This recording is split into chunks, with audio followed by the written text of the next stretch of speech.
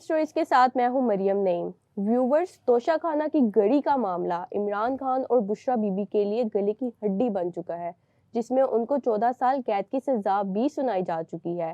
اس case میں کچھ نئی ڈیولپمنٹس آئی ہیں، اس کے بارے میں بات کریں گے، لیکن اس سے پہلے ہم یہ بات کریں گے کہ توشہ خانہ کیس اصل میں ہے کیا، شروع کہاں سے ہوا اور اس میں کون کون سے کردار شامل ہیں، شیخ عمر فاروق اور صوفیہ مرزا کا اس کیس کے ساتھ کیا تعلق ہے، اس کے بارے میں ہم بات کریں گے۔ ہمارے ساتھ موجود ہے سما ٹی وی لاہور کے بیورو چیف نعیم حنیف صاحب۔ السلام علیکم سر۔ وعلیکم السلام۔ کیا حال ہے سر؟ الحمدللہ۔ سر مجھے سب سے پہلے یہ بتائیے گا کہ یہ توشہ خانہ کیس اصل میں ہے کیا اور یہ شروع کہاں سے ہوا تھا؟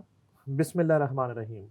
آپ نے شیخ عمر فاروق ظہور کا ذکر کیا، چونکہ توشہ خانہ جو کیس ہے اوورال اس میں گھڑی سب سے زیادہ پاپولر ہوئی ہے، اور جب گھڑی کا ذکر آتا ہے تو شیخ عمر فاروق ظہور کا ذکر آتا ہے۔ جب شیخ عمر فاروق ظہور کا ذکر آتا ہے تو نہ چاہتے ہوئے ان کی ایکس وائف صوفیہ مرزا کا ذکر آتا ہے، ان کی جڑواں بچیوں کا ذکر آتا ہے، جو کہ میں سمجھتا ہوں کہ ہونا نہیں چاہیے تھا۔ اس کیس کی حد تک جو ہے ان کو ڈسکس کیا جاتا۔ یہ بڑی ایک زبردست کہانی ہے، اور میں تقریباً گزشتہ 18-20 سال سے اس کہانی کو براہ راست بھی میں نے آبزرو کیا، اس پہ میں نے کافی کام بھی کیا، اس پہ بہت سی سٹوریز بھی کی، بہت سے سچے جھوٹے مقدمات ہوتے بھی دیکھے، جعلی اصلی ریڈ وارنٹ نکلتے بھی دیکھے۔ میں صرف نہ چند ٹکرز جو ہے صرف آپ کے ساتھ شیئر کر رہا ہوں، اس کے بعد میں آپ کو کہانی سناتا ہوں کہانی ہے کیا۔ یہ ہے جی کہ جعل سازی کے مقدمے میں عمر فاروق کو اشتہاری قرار دینے کا اقدام غیر قانونی ہے، یہ عدالتی فیصلہ ہے۔ عمر فاروق کو اشتہاری قرار دینے کے لیے قانونی طریقہ کار نہیں اپنایا گیا۔ فیصلہ، ٹرائل کورٹ نے اشتہاری قرار دیتے ہوئے مکمل قانونی تقاضوں کو پورا نہیں کیا۔ یہ فیصلے کا متن پڑھ رہا ہوں میں۔ لاہور ہائی کورٹ نے عمر فاروق کے خلاف دائر ایف آئی اے کی اپیل خارج کر دی۔ یہ ہائی کورٹ کا فیصلہ پڑھ رہا ہوں، جو کہ ہم اپنی اسکرین پہ دکھا بھی رہے ہیں اپنے ناظرین کو۔ ہائی کورٹ نے اشتہاری قرار دینے کے عمل کو غیر قانونی قرار دینے پر ایڈیشنل سیشن جج کا فیصلہ بحال کر دیا۔ ایڈیشنل سیشن جج نے قانون کے مطابق فیصلہ سنایا ہے۔ ٹرائل کورٹ نے قانون کے منافی عمر فاروق کو اشتہاری قرار دیا۔ ایف آئی اے منی لانڈرنگ کے مقدمے میں عمر فاروق پر درج مقدمہ خارج کرنے کا تحریری فیصلہ جاری۔ عمر فاروق کے خلاف ناروے میں 2010 میں رقم بینک میں منتقل کرنے کا مقدمہ درج کیا گیا۔ یہ فیصلے کا متن ہے۔ اس نوعیت کا مقدمہ ایف آئی اے میں 2020 میں درج کیا گیا۔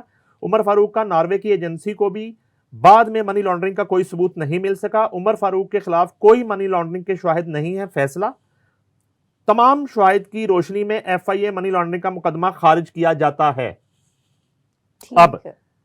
اب جو ہے میں آغاز کرتا ہوں اس کہانی کا کہ یہ مقدمات اگر بعد میں خارج ہو جاتے ہیں تو یہ ہوتے کیوں ہیں؟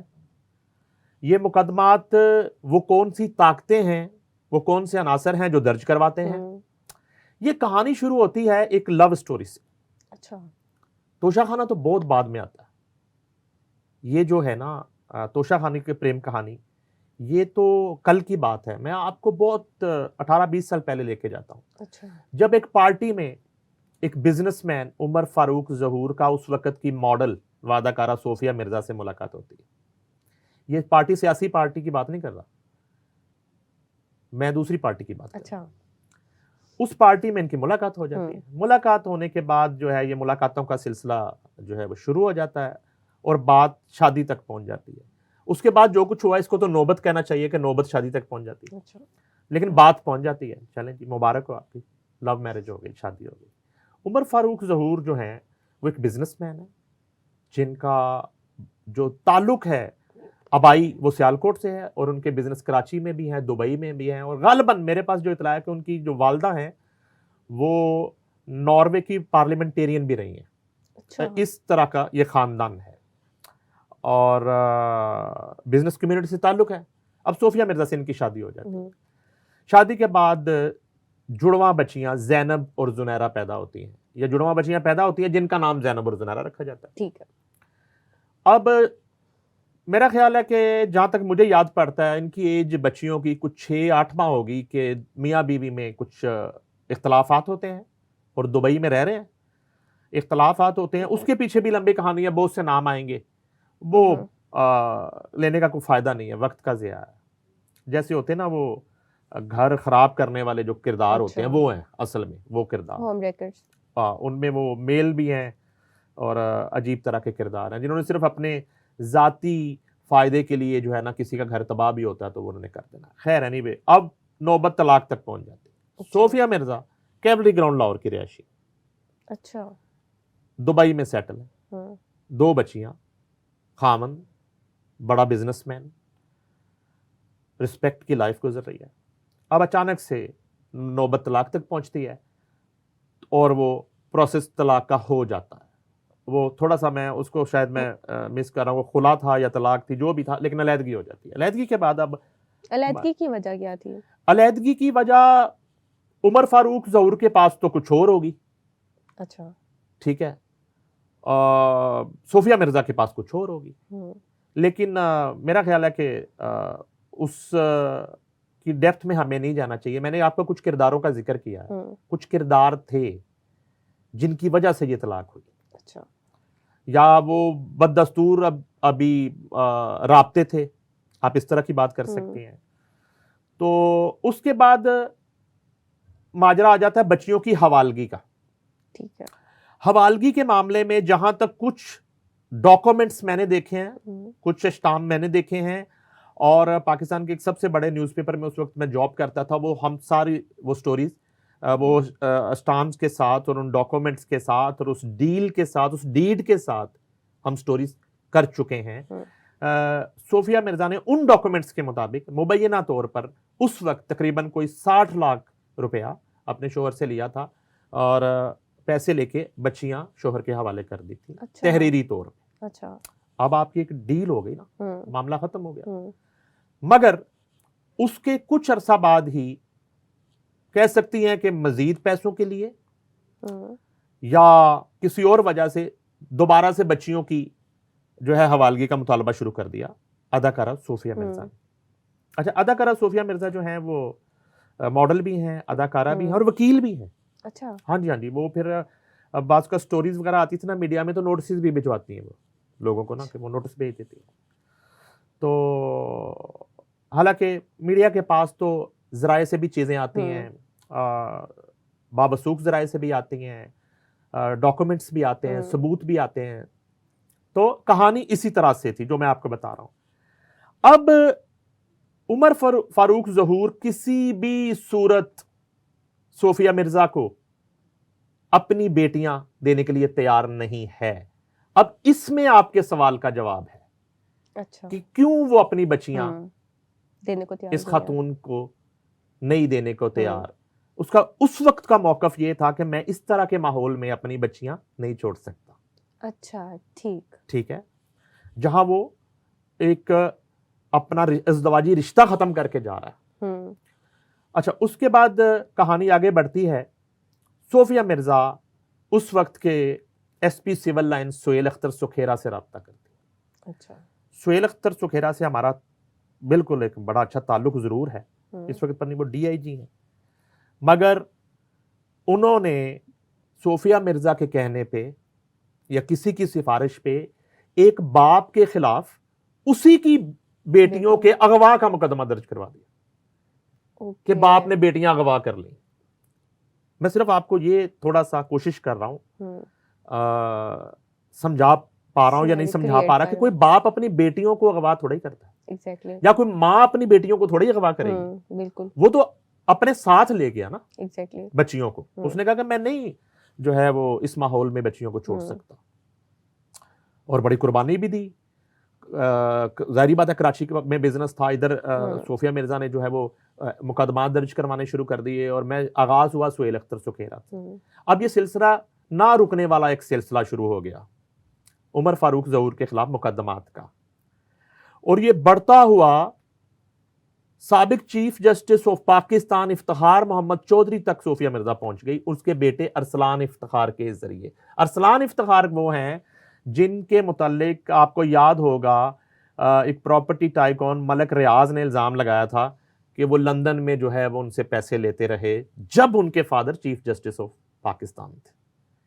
اور ان کے کیسز ان کی عدالتوں میں تھے ملک ریاض صاحب کے, اور ارسلان افتخار ان سے پیمنٹیں لے رہے تھے, مختلف مد میں ان سے پیسہ لے رہے تھے, ٹھیک ہے. اور یہ بڑی ایک عجیب و غریب صورتحال تھی. اور پیمنٹ کس چیز کے لے رہے تھے؟ ظاہر ہے کہ وہ کورٹ سے ان کے حق میں فیصلے کروانے کے لیے, اور وہاں کے ہوٹلز کی پتہ نہیں 2 ماہ کے رینٹ جو کروڑوں روپے میں بنتے تھے وہ, اور مختلف طرح سے وہ ان سے مراد اور پیسے لے رہے تھے. یہ ملک صاحب نے اپنے انٹرویو میں انکشاف کیا تھا. اب مجھے اس لیے یاد آ گئی وہ کہانی بھی کہ صوفیہ مرزا وہاں تک پہنچ گئی. جب وہاں تک پہنچی تو انہوں نے مزید مقدمات درج کروائے عمر فاروق ظہور کے حوالے سے, اور اس کے بعد ایک دور میں کوئی ریڈ وارنٹ بھی شاید ان کے نکلوا دیے. شاید وہ ریڈ وارنٹ جو ہے اس وقت اصلی تھے نقلی تھے, کچھ میڈیا کو انہوں نے دیے صوفیہ مرزا نے کہ ریڈ وارنٹ ان کے نکل آئے ہیں, وہ پاکستان نہیں آ سکتے.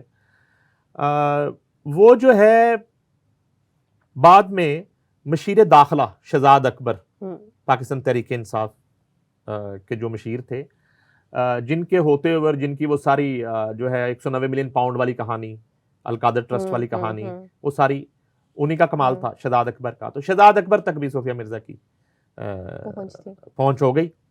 پہنچ ہونے کے بعد یہ جو ہے وہ بھی جاری کر دیا. مختصر یہ ہے, یہ کہانی سنانے کا مقصد اب میں آپ کو سمجھا رہا ہوں.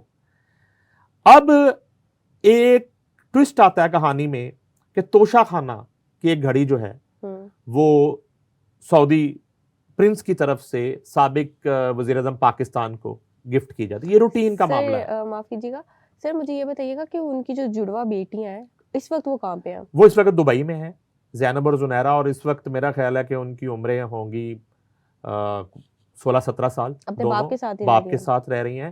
اور یہ بھی جو ہے اطلاع ہے کہ ہم نے کچھ جو ان کے انٹرویوز کمبائنڈ دیکھے بچوں کے سوشل میڈیا پہ, تو باپ کی طرف سے کوئی پابندی نہیں ہے, مگر وہ کہتا ہے کہ دبئی آ کے ان کی ماں ان سے مل سکتی, لیکن بیٹیاں ماں سے نہیں ملنا چاہتی. یہ ساری کہانی کے بعد جب وہ سارے ثبوت اور کہانی, ظاہری بات ہے کہ اب بچیاں جو ہیں وہ میچور ہو رہی ہیں, تو انہوں نے جب دیکھی تو یہ بھی اطلاع ہے کچھ چیٹس میں نے دیکھی ہیں ماں کے ساتھ بیٹیوں کی, جس میں وہ ملنا نہیں چاہتی دونوں. اچھا, اس کے بعد یہ ہوتا ہے کہ توشہ خانہ کی گھڑی دی جاتی ہے. مختصر یہ ہے کہ وہ گھڑی بکنے چلی جاتی ہے. اب وہ کال کا میں اکثر ذکر کرتا رہتا ہوں, وہ کال جو ہے بشرا بی بی کی اور زلفی جو ہیں, ان کا میں نام میرے ذہن سے نکل گیا ہے, ان کے جو دوست ہیں زلفی بخاری, وہ کال میں وہ کہہ رہی ہیں کہ زلفی آپ جو ہے نا آج کل تھوڑے گھبرائے پریشان لگ رہے ہیں, آپ کا کہیں معاشقہ چل رہا ہے, کہیں عشق چل رہا ہے, آپ کا رومانس چل رہا ہے, یہ وہ ساری اس طرح کی باتیں کر کے. تو وہ کہہ رہا ہے مرشد نہیں آپ کو ایسے لگ رہا ہے. تو انہوں نے کہا کہ یہ گھڑیاں کچھ ہیں, کچھ چیزیں ہیں, یہ بیچنی ہیں. وہ گھڑی بکنے کے لیے دبئی پہنچ جاتی ہے. اب جب دبئی پہنچ جاتی ہے تو ایک عجیب سا اتفاق ہوتا ہے کہ وہ گھڑی عمر فاروق ظہور, وہی شخص جن کا میں ذکر کر رہا تھا, وہ کہانی سنانے کا جو مقصد تھا میرا, وہ گھڑی خرید لیتے ہیں. اچھا, گھڑی خریدتے ہیں. سما ٹی وی ہی یہ سٹوری بریک کرتا ہے کہ توشہ خانہ کی وہ جو گھڑی تھی اس کا خریدار جو ہے وہ منظر عام پہ آ گیا ہے, اور وہ دبئی میں موجود ہے, اور اس نے یہ گھڑی خریدی ہے. اور ہم 9 بجے کے بلیٹن میں لائیو کرتے ہیں, اس کے بعد شاہ زیب خانزادہ 10 بجے ان پہ پروگرام کرتے ہیں. تو وہ لائیو بیپر میں پھر بتاتے ہیں کہ چونکہ وہ خانہ کعبہ ماڈل تھی اور وہ گھڑیاں, ان کو گھڑیوں کو شوق بھی ہے, تو زیادہ پیسوں میں شاید اس گھڑی کی, خیر خانہ کعبہ ماڈل کی تو ایک مسلمان کے لیے وہ پرائس لیس چیز ہوتی ہے, تو زیادہ پیسوں میں فوری اس لیے خرید لی کہ عمر فاروق ظہور کا یہ کلیم تھا کہ مجھے ڈر تھا کہ کہیں یہ گھڑی کسی غیر مسلم کے ہاتھ نہ لگ جائے. دیٹس وائی میں نے اس کو منہ مانگے پیسے دے کے گھڑی خرید لی. انہوں نے پھر گھڑی شو کی, یعنی کہ وہ زبانی باتیں تھوڑا ہی تھی. آج بھی سوشل میڈیا پہ اور مختلف میڈیم پہ وہ آپ کو مل جائیں گی وہ ساری فوٹیجز اور وہ کہانی. اچھا, اب وہ گھڑی, اب اس میں کیا ہوتا ہے کہ توشہ خانہ کی انویسٹیگیشن شروع ہو جاتی ہے عمران خان اور بشرا بی بی کے خلاف, رائٹ. اس میں سب سے جو اہم گواہ ہے وہ عمر فاروق ظہور بن گئے. بالکل اس کیس کے عمر فاروق ظہور جو ہیں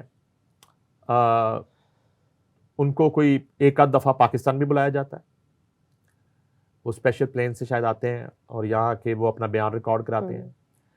اس کے علاوہ نیب کی ٹیم بھی جاتی ہے اور انویسٹیگیشن ٹیم بھی جاتی ہے دبئی, اور عمر فاروق ظہور کا جو ہے وہ اس گھڑی کی خریداری کے حوالے سے وہ پورا ایک بیان ریکارڈ ہوتا ہے جو اس کیس کی انویسٹیگیشن کا اور ٹرائل کا حصہ بنتا ہے. اور اس کے بعد میاں بیوی جو ہیں بشرا بیوی اور ان کے شوہر سابق وزیر اعظم پاکستان, ان کی طرف سے ایک رسید پیش کی جاتی ہے کہ ہم نے تو یہ گھڑی اسلام آباد کے فلاں گھڑی ساز کو یا گھڑی بیچنے والے کو بیچی ہے, تو ہم نے تو دبئی بیچی نہیں ہے. تھوڑے عرصے کے بعد وہ شخص منظر عام پہ آ جاتا ہے اور وہ آ کے بتاتا ہے کہ یہ رسید میری ہے ہی نہیں, یہ جعلی رسید ہے. اب یہ تمام تر کہانی کے بعد توشہ خانہ کیس کا فیصلہ آ جاتا ہے. جب توشہ خانہ کیس کا فیصلہ آ جاتا ہے تو ظاہر ہے کہ اس میں عمر فاروق ظہور کی جو گواہی ہے اس کا بہت بڑا رول ہے, کردار ہے کہ اس میں عمران خان اور بشرا بیوی کو سزا ہو جاتی ہے.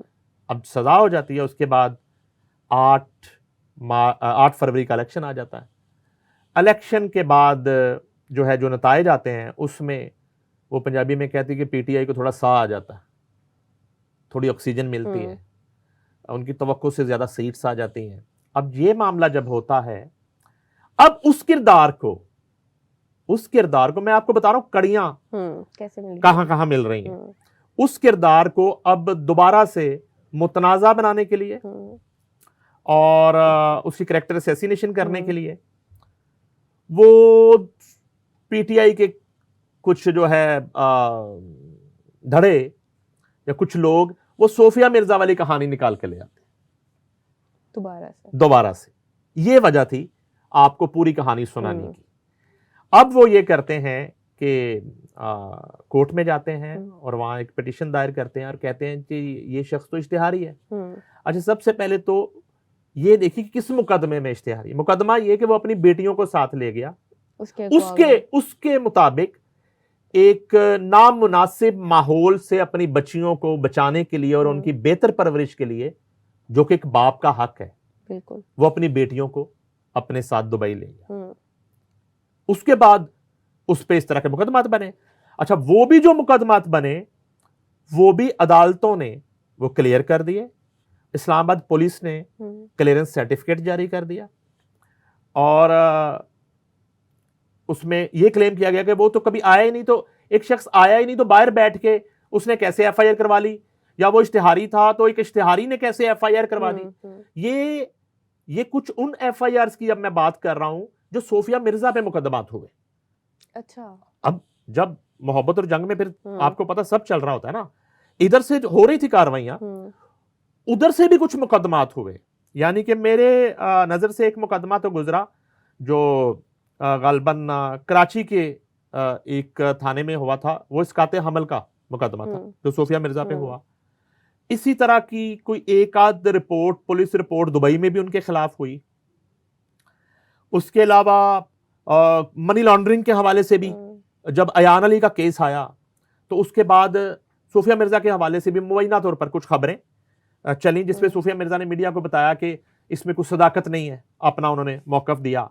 مگر یہ کچھ مقدمات اس طرح کے ہیں جو صوفیہ مرزا پہ درج کروائے گئے.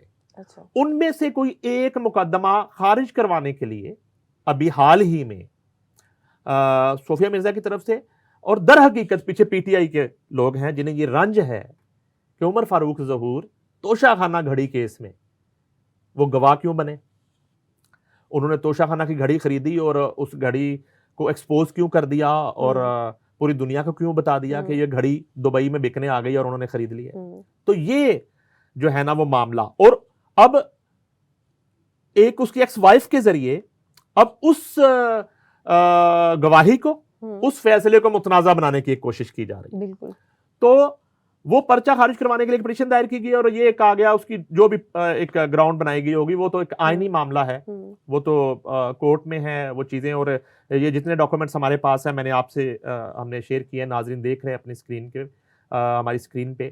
تو اصل میں یہ ایک دو میاں بیوی کی علیحدگی سے شروع ہونے والی جو لڑائی ہے وہ तोशा खाना की लड़ाई के साथ उसको मिलाया जा रहा है और मिला के इसको स्कैंडलाइज किया जा रहा है, इसको मुतनाज़ा बनाने की कोशिश की जा रही है। और वो जो एक मुअज़्ज़ज़ अदालत का फैसला है जिसमें सजाएं हो चुकी हैं साबिक वज़ीर-ए-आज़म पाकिस्तान को और उनकी अहलिया को, बुशरा बीबी को, उस फैसले को मुतनाज़ा बनाने के लिए अब ये सारा ड्रामा रचाया जा रहा है। तो मैंने आपको ये तमाम तर कहानी सुना दी। अब ये है कि सर इस केस की तहकीकात इस्लामाबाद पुलिस अभी कर रही है? जी, अभी इत्तला ये है कि कोर्ट ने आईजी इस्लामाबाद को ये कहा है कि आप इसकी तहकीक करके रिपोर्ट जमा करवाएं।